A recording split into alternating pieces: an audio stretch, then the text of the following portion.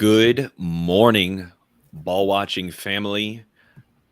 A rivalry has been born officially. We have the makings of a fun night coming up on September 30th when we host KC back here again. But I'm spoiling the party, Justin. Last night was a tough one. It was a tough one. We went to KC, made the drive across I-70 up to Nebraska Furniture Mart, where they have host for Children's Mercy Park. That's where KC plays. And we lost 2-1 after going up 1-0 and captivating part of that momentum, which was tough lookings, man. But before we get too far into this, Justin, and breaking down the highlights and lowlights, I know you were also at quite a fixture last night with the Bronze Boot game, right? How was that? It was good. I think a lot of people showed out. So kind of a split one, actually. So the SLU women's team won 5-1 against SIUE at City Park. That was at 5 p.m. And then the men played at 7:30 p.m. I went to the first half of the men's game and streamed the City game while I was there, and then went back to the pitch. Shout out to the pitch. And watched the second half of the City game and the guys game there. The guys for SLU ended up falling in second half 2-0. And then obviously we're here to talk about City. I'll go straight into it, Jake. One word summary. I'm going with just disappointing. I didn't think there's nothing. It's just flat disappointing in my opinion. You can't go up on the road and be up 1-0 and then give up 2 goals in the first half. We talked about it. Your big thing is like get to half tied or winning. And we were winning. And I felt very good about that. Some questionable decisions, in my opinion, on the starting lineup as well, which we'll get into. And I just don't think the guys showed a lot of life whatsoever in the second half.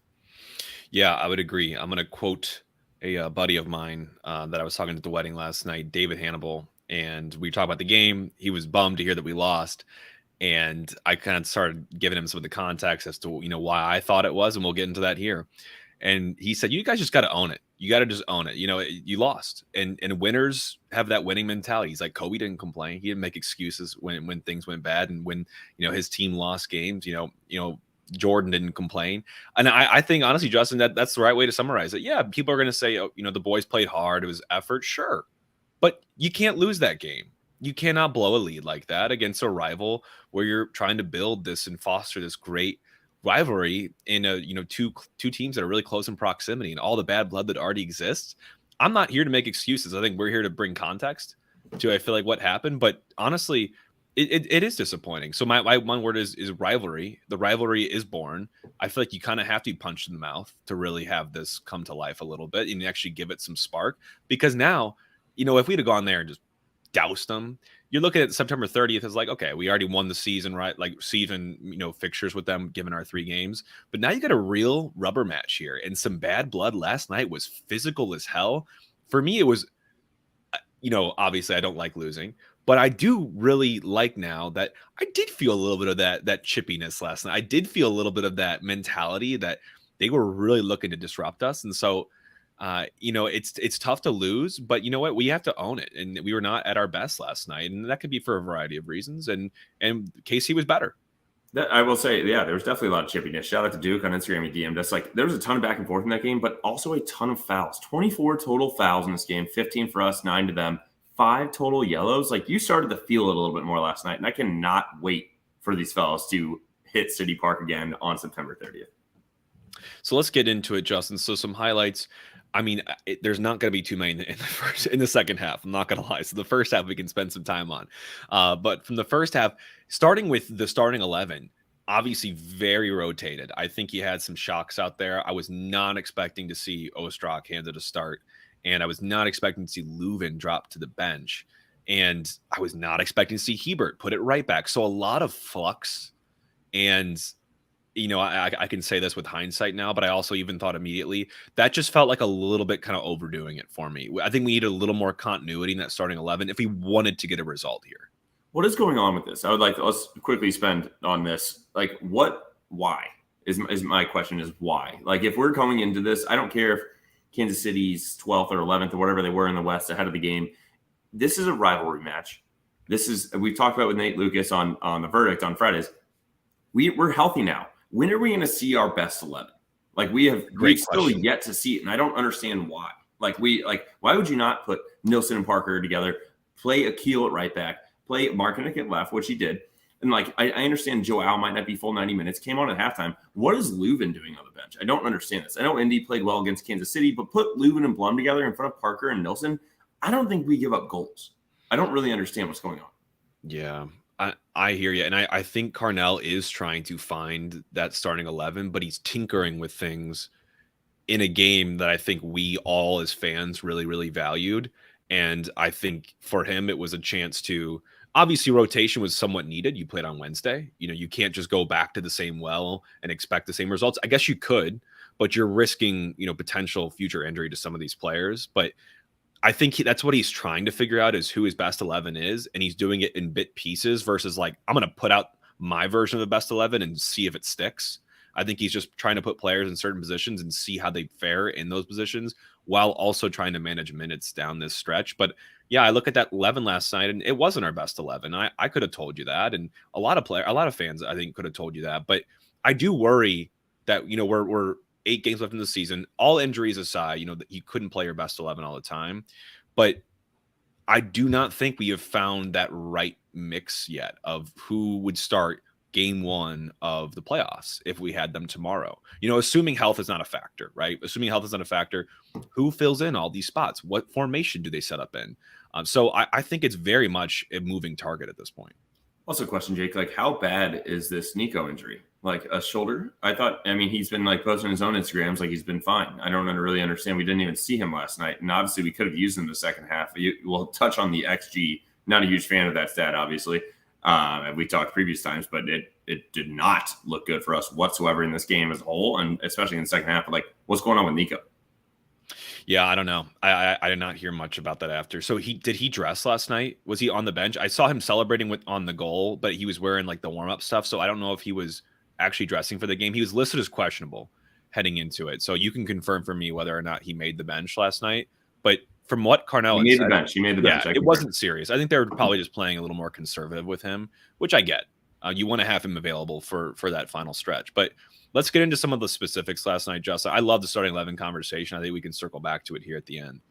But I do think there were some good moments last night. That first 10 minutes was electric on both sides. Very high energy, very fast in transition. Both teams want to just jump down each other's throats.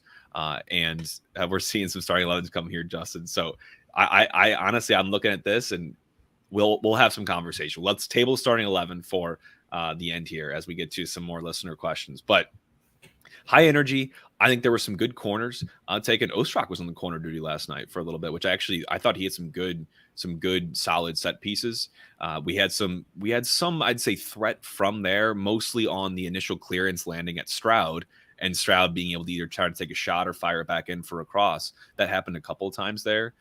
Berkey was alive last night as well. Very early on in the first half, you knew he was going to respond to how that Dallas game ended, and he jumped right at it in the 14th minute. He did a great save on a free kick from Eric Tommy from Sporting. Got a strong hand on that, parried it out of danger, and then fielded the next cross super clean. So it was good to see him not be at all residually impacted by what happened late in the game in Dallas. No, I would agree. I think Berkey looked good. I will say I thought Markinick got forward as well last night. Yeah, I'm smiling at this comment as well. We'll touch on it, I promise, Michael. In the 20th minute, Markinick he gets forward, the full team progress up the field with a dinner and holds up the ball, lets loose a shot from deep, blocked out for a corner kick. And I feel like we had a ton of corners. I'll touch on whatever stat.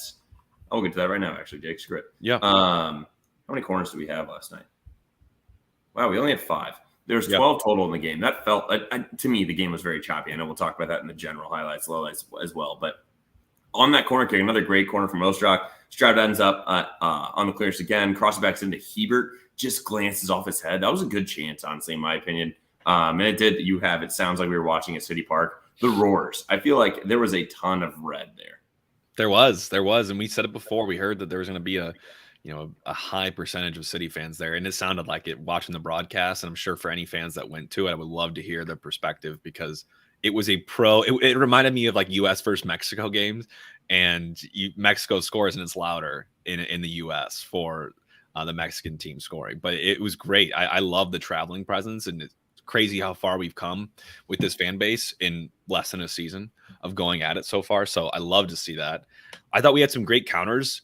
on clearances or takeaways from Kansas City. Ostrak played an excellent ball into Adeniran. I thought he had some good service last night, but before I really get past it, dude, I mean, we scored in the 22nd minute, an early goal. You got to love that early. I'm still going to call that early. It's before the half of the first half.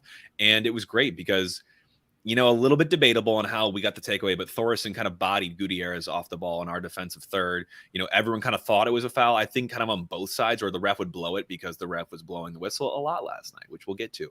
But we transition, and he sprays a great long ball to Adeniran, who gets this in stride, carries it individually up the field, just drives forward. He's got no support, and he buries this thing. I mean, he put every ounce of energy he had into that shot and just flung it into the far post. It was awesome. What a great finish. I know we were just talking about it with Nate Lucas about, the way that he's able to finish sometimes can be a little bit inconsistent, but he's got that form as well. And that for me was a classic Sam Adeniran goal. He uses his speed, uses his size, his grit, determination. And just when he doesn't have options, I'm going to take it myself and I'm just going to make something happen. I know, I completely agree. For all of the dinner, it was a very Adeniran-esque goal. If you look, I went back and rewatched the game this morning. It was a 1v4. There was no one else on the screen. Ostrak was coming up late at the end, but Adeniran, when he scores these goals, he just takes it himself. The outside of the boot against Austin, which I will probably mention every episode from here on out because that goal was incredible. It's the same thing. He kind of creates it out of nothing. And yes, he doesn't have a fantastic finishing ability, on ones that are just dropped into him. But when he's taking guys on, I feel very confident with this man. I thought it was a great goal for him. And the last highlight we have for halftime is a great counterattack off of clearance. Ostrak plays a great ball to Adeniran, who does not actually go straight at the guys and actually hands it off. And then it kind of fizzles out after that point. But it was still also, I felt like Adeniran was really, I would say, exciting in that first half, and then it really fell off after halftime. He was offering a lot moving forward. That transition game is perfect for him. We talk about that. The possession game isn't as much. So that when we have the link up play and we have the ball, that's not where I feel like he gets his best. And I think when in terms of selection, great call from Carnell to put Adeniran in this game, especially if Gioacchini was hurting it all and Klaus isn't back to full fitness yet. So halftime comes. We make changes. It sounds like Tim Parker was dealing with a lower body injury. I don't know when we turned into the NHL, but there was no specificity as to what he was dealing with. It was just lower body. And then we also see, so Yarrow comes in his place. We see Leuven come in. We see Klaus come in as well. So a lot of subs, a lot of transition.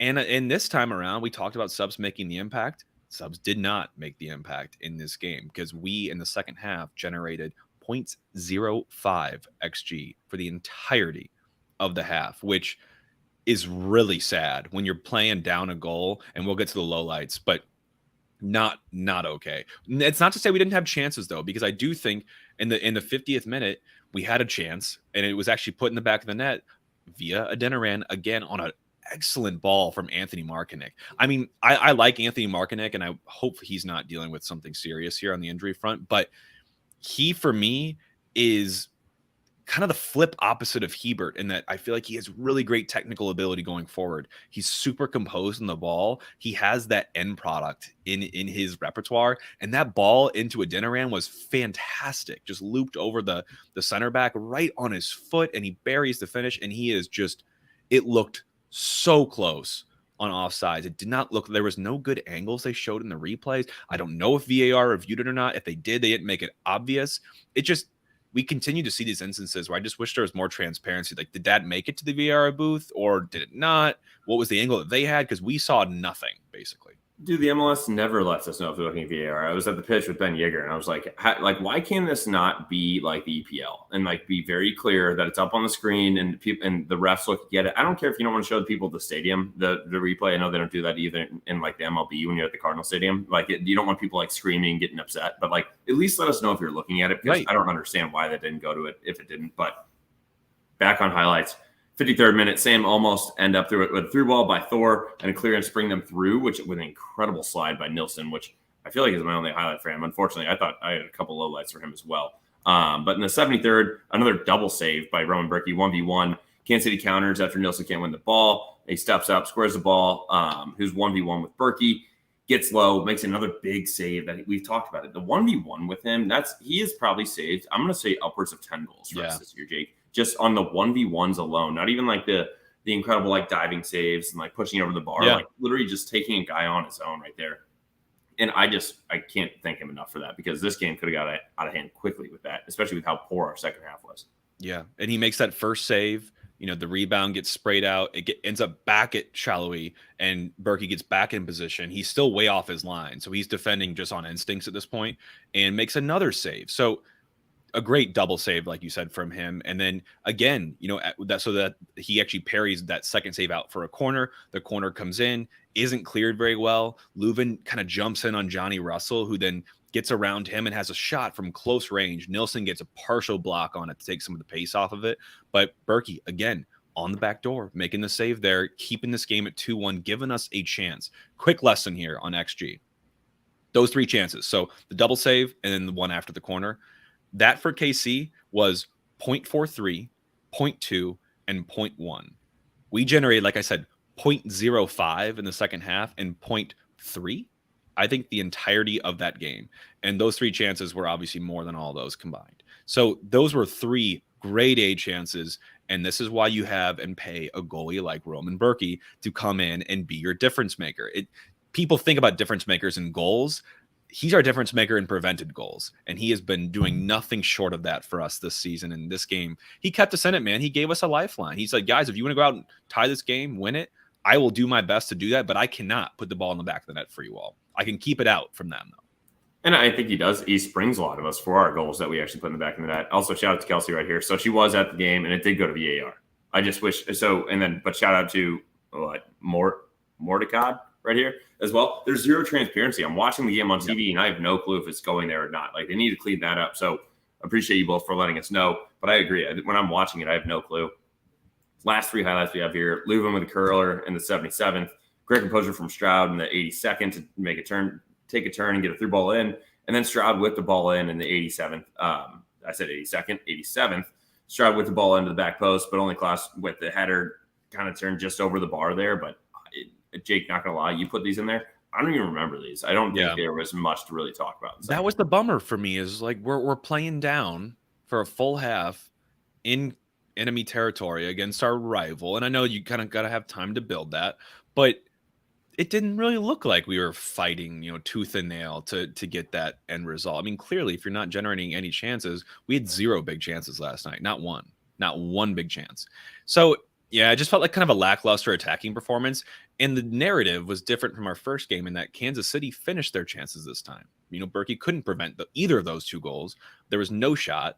And they finished, and we didn't really generate much to combat that. So it was honestly a bummer performance, and I want to get into lowlights here, Justin, because I think there are some learnings to take away here. And for me, like you said, Nilsson, I don't think it was his best night. I do think he's kind of coming back into it still, coming off injury and getting thrown into this type of competitive atmosphere against who I would call KC a really good bad team in terms of this season. Obviously, they're maybe going to try and make a push for the wild card or, late seed in round 1, but they generate good chances. They are an attacking minded team, and he looked off the pace a little bit sometimes, which I can kind of get. I thought we had some bad giveaways too, and giving a team like them anything, you're shooting yourself in the foot. They don't need that help. And they were generating a lot of chances on the wing play too. I think we kind of clogged up the middle, but they were doing a good job using the width and doing switches and crosses to generate those chances. I mean, they're a cutback team, and they got both their goals on cutbacks last night. It was just very frustrating.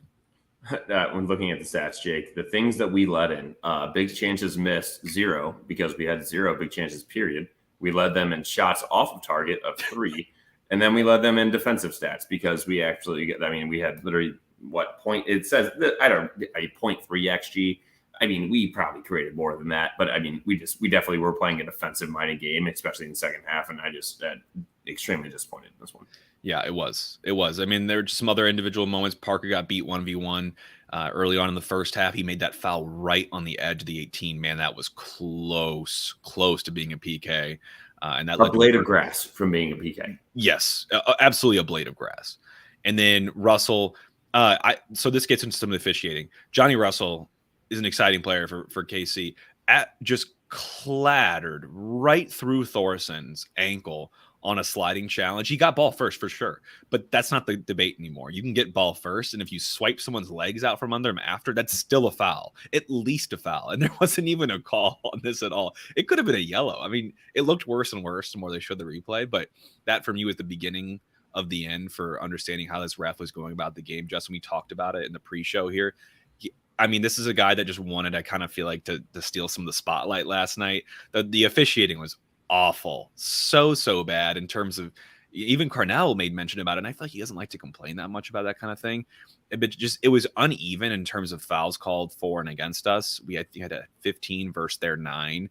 There was a lot of physicality, and we had a lot more yellow cards. It just felt like this guy was trying to insert himself into the narrative for the game and control it versus kind of manage it. And there's a nuanced difference between that, right? There's you got to manage and be consistent with your calls, but let some things go. Like, let's have some fluidity in this game, because I think, what did we say, Justin? There was a foul every 3 or 4 minutes in this game last night. I mean, if there's 24 fouls out of 90 minutes, not a big math guy, but that's one every 4 minutes in the game. That's just absurd, in my opinion. And it's both sides. We're not here to complain solely for us. I mean, they had 3 yellows. We had 2, relatively even there. 15-9. Yeah, you can say 6 more fouls, whatever. There was no fluidity in this game whatsoever. Ton of stoppages. And I'll say, right after our goal, Kansas City woke up. I feel like that was huge for them. If we put a second one in the back of the net, I think we kind of get out of there. Yeah. And we take that, and that could end up being 3-4 at that point. But then they scored in the 31st. They had a clearance, or we had a clearance, put it back in the mixer, shot blocked. I'm going to call him Thami. I'm going to go with Thami on this one, Jake, and just Kansas City guys, a little disrespect. Thami, he had 6 guys looking at him and then chips it into the back post. I felt like Hebert was a little bit lost on that one. He didn't know if he should be marking his own guy or trying to close down the ball, and no one wins anything. And then they square across, which no one tracks Polito into the actual finish either. And there was 2 of our guys in the middle. No one actually was marking anyone, and an easy finish for them. Yeah, both goals. And I'm going to go ahead and kind of take us to the second goal too. Both goals were ball watching. I hate how much we're having to reference our own podcast and how we're playing defensively recently. It was kind of a joke when we first started doing it, but now it's actually happening a lot with our back line. I don't like it. Yeah, it's frustrating because ball watching, absolutely there. Hebert kind of gets sucked in. And by the way, I want to clarify, with the Kyle Hebert situation, I don't want to make him the fall guy for all of our struggles defensively. I think he's being asked to play in and out of positions that he's not familiar or very comfortable in.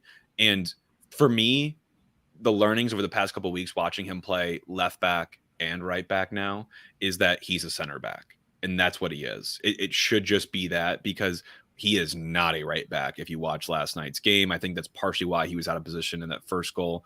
And I think it also kind of happens in the second goal, which, by the way, we warned you all, Kansas City is a first half, especially the last part of the first half team. 30 to 45 minutes is where they get most of their goals. And they scored both their goals last night in that same exact interval. They were possessing in our half, kind of dominating us in the 44th minute. Did a quick kind of bumper pass off the right wing on the touchline. Adeniran was tasked with tracking his man to the touchline, couldn't keep up. The guy dribbles into the box. They square again to Polito, who's just sitting there patiently, just waiting for his pass. No one's marking him. Everyone's watching the man dribbling into the box. I think it might have been Hebert's guy as well. I think Hebert's marking Polito in that situation. He's an easy tuck away finish. And we're down 2. We're down 2-1 now at the end of the first half after being up 1-0. And it's right at the death of the first half. You cannot do that. We talk about it. You cannot be, potentially, I said, get to half even or winning. That's your goal, because then you can shut them down and you can take that second half to them. And we didn't even give ourselves a chance because we blew coverage twice. And then we talked about there was not a whole lot of highlights or lowlights that there were in the actual second half as well. There's one more lowlight, not sure, really VAR. Again, maybe help us out in the comments. Was the handball. Did they go to VAR? AZ drew it. 100% makes the defender look bigger. I don't care if you want to call it or not. Did they actually go and look at this as well? That's another confusing thing to me. Otherwise, I literally have nothing else for the second half, Jake. Yeah, no, I don't have much either. But I do want to say I do feel for Kyle in the situation. It's just unfortunate that he's being asked to play these different positions. And we have right backs on the roster. You have Nerwinski and Watts that you can play at right back. Why would you throw Kyle Hebert into this match for the first time at right back all season? It just doesn't make any sense to me. And I feel like that's when you're getting this thing you don't want to do as a manager, is starting to kind of galaxy brain things a little bit and overthink things when it's just Keep it simple. Why is Hebert playing right back? The man can barely do left back. No offense. Like you said, he is a center back. He's being moved around a ton, but like throwing him in at right back, we have so many other, I mean, Nerwinski, Watts, like put any of those guys back there. Why are we throwing Hebert back there? You're telling me that Hebert moving completely across the field on a position he has not played all year is better than playing Akil Watts? Even Nerwinski at that point? I don't understand. In a rivalry match as well. So it's just, it's frustrating. It's deflating how this game, went about. I see the comment in there. At least we didn't allow any late goals. That's true. We can hang our hats on that. We allowed late first half goals, I guess, and that's still a bummer. But I think generally for me, my kind of takeaways is I think we over-rotated. We overdid it in this one in terms of our starting 11. If you want to win this game, get a result, you can't be trying new things. You cannot be tinkering at this point for a game that you want a result in, and you got to start your best players, or at least a couple of them. Leuven and Aziel Jackson, one of them or both of them need to be on the bench, or at least playing from the start, playing from the get-go, because they've driven so much of your attacking creativity throughout the last, especially last couple of games of the season. That's got to happen. Even a guy like Alm, I feel like we've liked how he's been playing recently on the bench as well. What are we doing there? Doesn't make sense to me. The subs obviously didn't make an impact, and they need to be able to be impactful in the future. That was a bummer. Lost Parker, lost Markinick. That's never going to help you. And then interesting note here, Justin, before we wrap up on the kind of highlights, lowlights, is that you're also got to contextualize this is still a younger team from us, a team that needs to be able to get this experience under their belt, learn what it feels like to get sucker punched here and, be up against the walls in unfamiliar territory. And KC's average age of their starting 11 last night was 30 years old compared to our 26.2.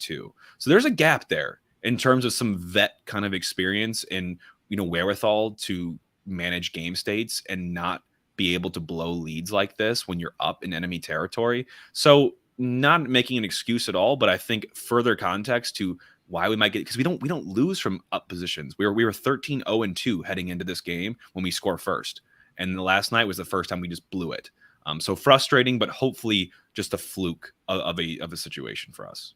Positive spin on that, Jake. If they're 30 and we're 26, we're already looking better than them this season, and it's only going to help in the future unless these guys pull in some randoms from across the world or any of these. Maybe they'll get a high pick because they've been absolute trash this year. So real quick, before we get into player ratings, I'm going to do us quick plugs. If you're watching us live, A. Romo right here says, everybody hit the like button. I couldn't agree more. I'm going to call him Tony Romo. Anthony Romo, short for Tony. Hit that like button, subscribe. If you're listening to us on Apple or on Spotify, give us a rating. Please download the episodes. All of it helps. It helps us get out there. We appreciate it. And then quickly to our sponsors, Soul Juice. 20% off at souljuice.com. You can get him at Deerberg. Shout out to Luis, doing a great job. Still coming up with a big announcement for him. Wait for him to drop that, and then we'll drop it. And then get to the pitch, dude. We just dropped off, or I'm dropping it off today. We have a ton of coasters that we're going to be having there. Over 1,000. So I don't know how long they'll actually last, but pretty cool just to say the word 1,000 coasters going to the pitch. I was there last night before the game, during the game, and after the game. Incredible atmosphere, best staff in the world, best food, frozen Irish coffees, chug them all. Get there. And also, as cities kind of rounding at the end of the season, Mizzou football, Cardinals, Blues, everything, NFL, Sundays. They opened up this morning early, just 15 minutes ago, to go for the Man U Arsenal game, which is why we're doing this podcast now, so that Jake can watch Arsenal get absolutely dunced by Man U this morning. So get to the pitch. Not going to happen. Not going to happen. I hope I don't even get words there. But really quick, actually, too, you made the plug ready for YouTube. YouTube, we're almost at 700 subscribers. We're like 11 away from there right now. So be that 11th person. Get us to 700. The goal here, I think, is really 1K right now to get to 1K. So tell a friend, tell a family member, tell your cousin, tell anyone to go subscribe to us on YouTube. See these pretty lovely faces on a Sunday morning chatting about some city soccer. It's always a good time. But Justin, let's get into some player ratings before we kind of wrap up here. Kind of a hodgepodge night, I feel like, for most guys. I think Berkey had a relatively pretty strong game, actually, all things considered. The 2 doesn't look great on the score sheet, but I don't think he could have done anything to prevent those 2 goals. And I think he made some fantastic saves to keep that scoreline where it was. So I'm actually going to give him probably a B+, because I just can't give an A when we're losing like that. But B+ for sure. He did everything he could. Nothing he could have done, to prevent that. I would agree. And then as we move forward in the back line, I would give them a B- as a whole. There was nothing that really stood out there. I don't really understand the lower body injury for Parker. Markinek literally rolled his own ankle as he was standing up. We just looked kind of clumsy. I think Nilsson got nutmegged, and we already talked about Hebert there. So I'd give them maybe even a C+, B-, somewhere in that range. Yeah, I would be a little harsher on the back line. The way they scored those goals, it's just miscommunication or lack of communication and marking your man. Those are goals that you got to be able to clean up, and we can clean up. So I'm optimistic about that as well. Uh, the midfield pairing last night, I actually thought Indy was playing fine when they yanked him at half. So I didn't really get that. Maybe it's just because you have to throw Leuven in, you didn't know who else to take out for that situation. So I thought he was fine. I thought Blum was fine. He had a great Grincha. I don't know if you saw that in the game, but it was awesome to see him put that on in live display. I would give those guys a B. Honestly, I think our midfield duo of those two were fine. Our next three, Stroud actually played. Did he play the full game last night? I was surprised to see him so late on in the game, but I think he played, and I actually thought he played pretty well. And maybe into Cardinel's mind going forward, because I think he was maybe going to lose out to Thorson potentially in this battle for left wing, but he played at right wing last night, and Thorson played at left wing. And Thorson, I don't think played that well. I think he's got a lot of potential. You can see it in certain flashes and combination, and just individual skill, and obviously his goal against Dallas. He's got the finish in him as well. But I'm excited now that we're getting some good depth in wingers, because obviously Alm didn't start last night, and I think he's probably your number one in terms of wingers right now. We have plenty of depth. We just need to keep a consistent rotation. I didn't like Thorson on coming in for Stroud on that side and putting Stroud on the other side. Another weird transition. Like, has Stroud ever played on the right this entire season? I think he flip-flops sometimes on, but never starting. No. Yeah, that's where I was confused. I mean, and then we'll talk about it. That Dinaran, I thought, had a pretty good game. Honestly, we had some highlights with him. Obviously, had the goal, had a couple chances. I'm just very ready for a Joao up top and a Nico underneath. Can we please do this in our next game against LA Galaxy? Can we play our best players? I could not agree more with Romo again here. Play the guys that are best on the team. Like, Jake, are we going to talk about it real quick? Who is your starting 11? Right now? Yeah. I think my starting 11 is the back line that we went with last night, but Watts in for Hebert. So Berkey, Markinek, Nilsson, Parker, Watts. Okay. And then I think Blum and Leuven are in the midfield. I'm really bummed, but I just can't fit Indy into this lineup right now. But I think he's great off the bench. And then I think my three ahead of Blum and Leuven are right now. I still would go back to Thorson, honestly, on the left side. I do like what I'm seeing with him. In the middle, I'd stick with AZ. And on the right, I would go with Alm, I think. And then up top, Klaus. So my where I get, it's tough because I really want to fit like Gioacchini in there as well. I think maybe he could also play on the wing as well, like maybe over Thorson potentially as well, and see how that goes for him. Or that's assuming a 4-2-3-1. So I think those are my 11 that I would go with if tomorrow was the playoffs and they were all healthy, ready to go. I would agree with everybody, but I would take out AZ and put in Nico. I think we're forgetting about the whole connection with those guys. It looked so good at the beginning of the year. Let's not forget that. Yes, it was probably like 5 months ago now that those guys have actually played together. But you got to give me some Nico and Gio. Nico and Joao Klaus. And I will say, and then you bring on Celio, you bring on AZ, like in Indy. That's the bench where I want those spark plug guys to actually do. I just don't think AZ plays the best game when he plays a full 90. I'd rather have Gio there. Yeah, I would agree. And we're getting some good questions too from like Lucas here on File. I honestly, I use their rating as kind of a starting point, but the eye test for me is kind of where I feel like we usually land on giving our ratings out. Because a guy like Kyle Hebert, was our best rated defender last night. But I honestly probably would have said you the exact opposite, in terms of how we thought about it, because I think he might be culpable on both of those goals to some extent. And that's partially is out of his control because he's playing out of position.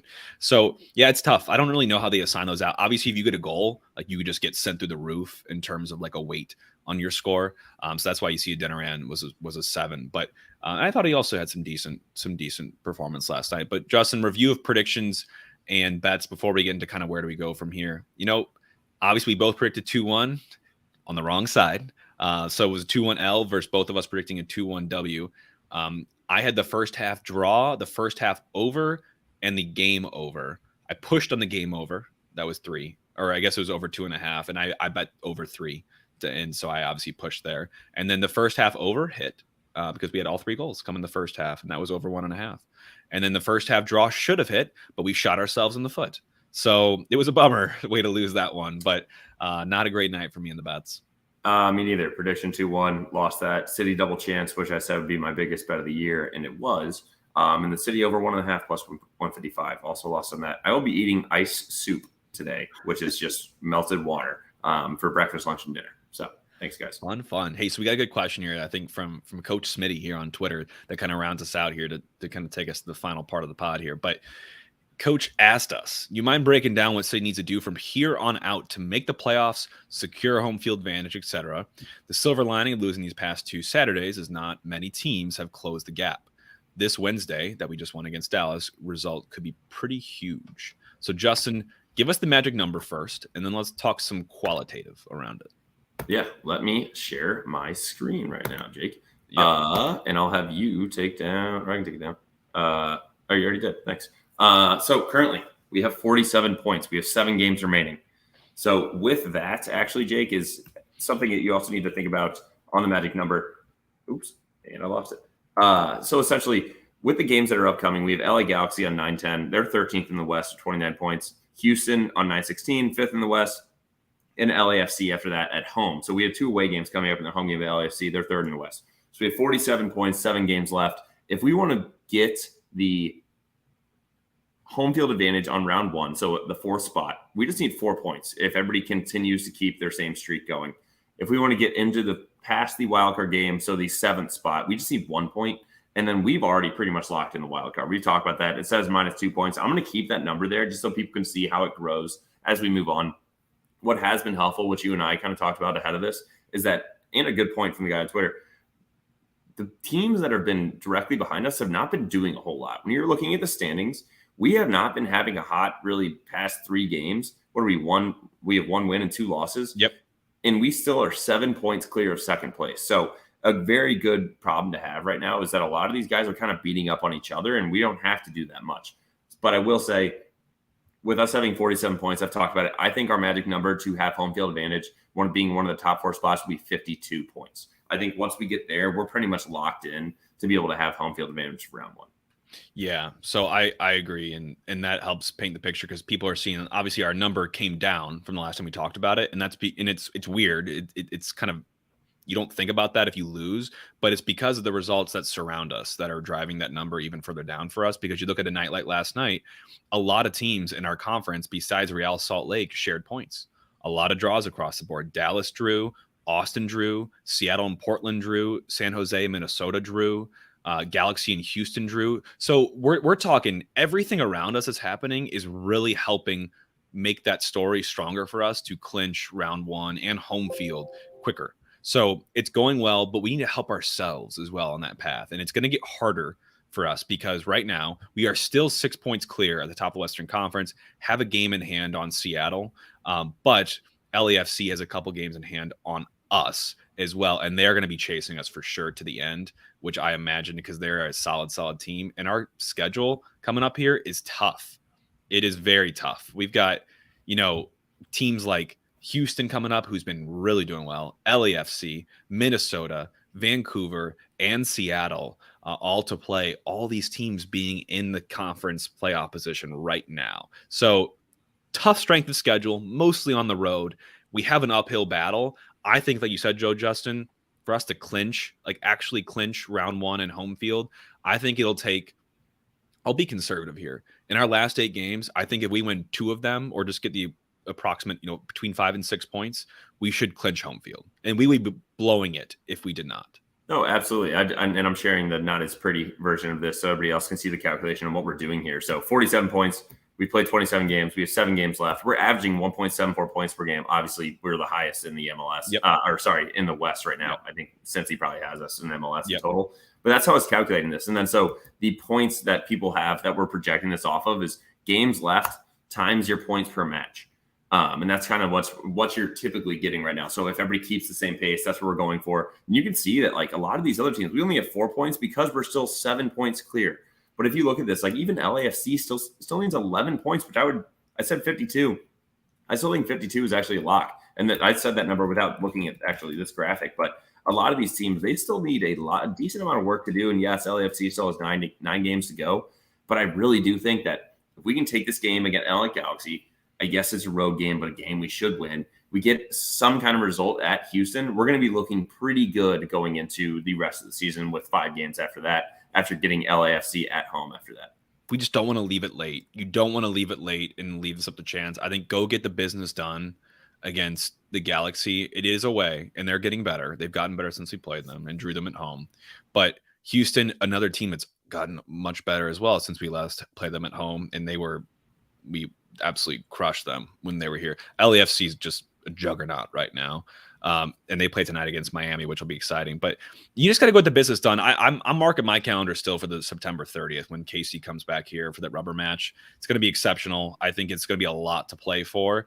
And Kansas City at that point in the season will likely know whether or not what they need to do to get into the playoffs, because they're going to be pushing towards the end of the season here. And I think we need to do our best to squash those hopes. So all that to say, it's still looking very, very good for us around on the board. Just looking at the scores, we're being helped by the people and the teams around us.